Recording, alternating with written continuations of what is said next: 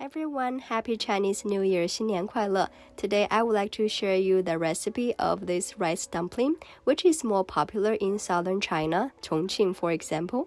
And I remember growing up, this is something that we would eat on New Year Day for breakfast when celebrating Chinese New Year. Basically, the ingredients for the fillings are black sesame seeds powder, mixed nuts powder, butter or lard, and sugar. Mix them all together and roll into a round ball so we can fill that into the wrapper.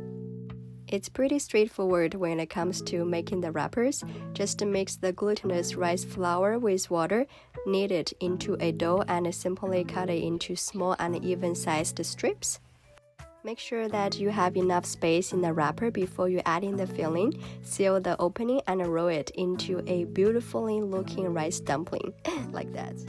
Finally, boil rice dumplings with some goji berries and fermented sweet rice until the rice balls float. That's how you know they're done. There you have it.